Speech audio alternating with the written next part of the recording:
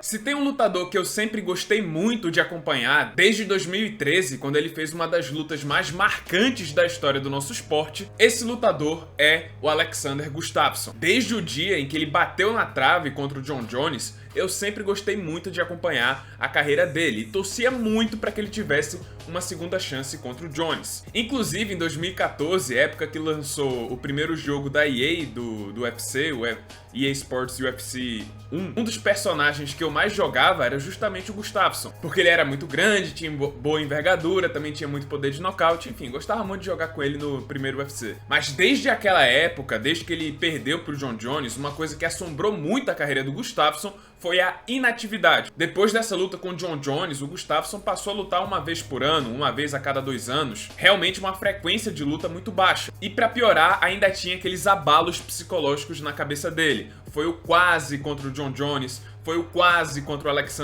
o Daniel Cormier, perdão, e principalmente aquela derrota devastadora que ele sofreu para o Anthony Johnson em 2015, que foi na Suécia, em um estádio de futebol na Suécia, com 50 mil suecos presentes. Para mim, inclusive, o que realmente deu início ao declínio da carreira do Alexander Gustafsson foi justamente essa derrota pro Anthony Johnson, na frente de 50 mil suecos. Tanto que depois dessa derrota, o Gustafsson teve a sua tão sonhada chance contra o Jon Jones de novo, lá em 2018, e não deu nem pro cheiro, nem sequer chegou a ganhar um round, e foi nocauteado sem muitas dificuldades pelo próprio Jones. E aí, a partir dessa nova derrota e o fim da rivalidade contra o americano, eu acho que o Gustafsson meio que desanimou totalmente, e pra piorar, ele foi lutar de novo na Suécia e foi novamente derrotado, dessa vez por Anthony Smith, de novo na frente de dezenas de milhares de suecos. E ali foi um baque tão grande que depois da derrota, o Gustafsson chegou a anunciar a sua aposentadoria. E ali, pra mim, foi realmente o dia em que Alexander Gustafsson se aposentou. E o que seguiu lutando, e inclusive lutou contra o Fabrício Verdun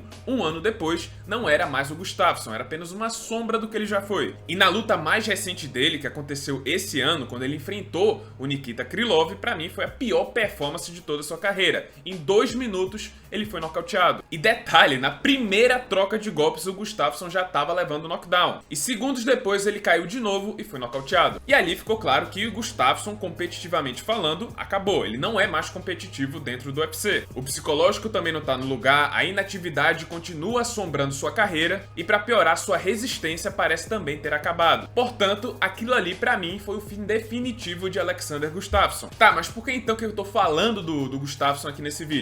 Acontece que recentemente foi confirmado que ele vai ter uma nova chance. Ele vai enfrentar o Ovin Sanprou em dezembro, no UFC 282. E olha só, o Sanprou nunca foi grande coisa. Tudo bem que ele teve algumas vitórias interessantes, ele nocauteou o Shogun lá em Uberlândia em apenas 34 segundos, mas ele nunca foi grande coisa. E agora tá pior do que nunca, é basicamente um semi-aposentado. Já faz uns 2 anos que ele tem lutado muito mal. As lutas do Ovin Sanprou não são boas. Perdendo ou ganhando, ele acaba levando uma surra. E até me surpreende que ele continua no UFC depois daquele facão de 2020.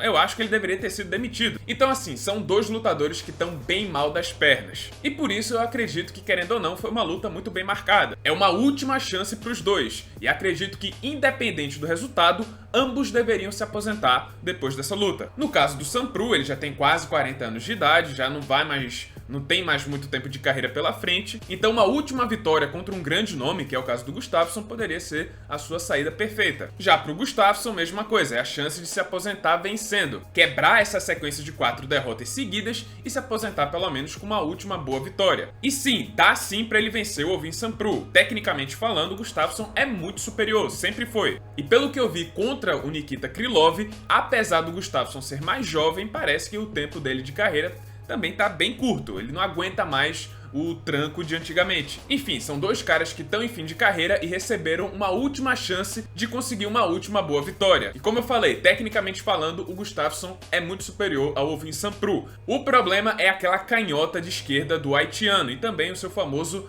Von Flue Choke. Sem falar que o Sanprou também tá bem mais ativo do que o Gustafsson. Pra vocês terem noção, desde 2017, o Gustafsson só fez 5 lutas e o Sampru fez 14. Então assim, pelo quesito técnico, eu dou um leve favoritismo pro Gustafsson. Mas assim, existem grandes chances do Sampru encaixar aquela canhota dele no Gustafsson, que também já não tá com aquele movimento de cabeça que ele tinha em seu auge. E se essa mão esquerda entrar, eu acho que o Gustafsson cai na hora, é nocauteado na hora. Bom pessoal, esse foi o vídeo, espero que tenham gostado. Se você gostou, deixa seu like, se inscreve no canal, já ativando o sininho das notificações para não perder o próximo conteúdo. E é isso pessoal, muito obrigado por terem assistido e até a próxima.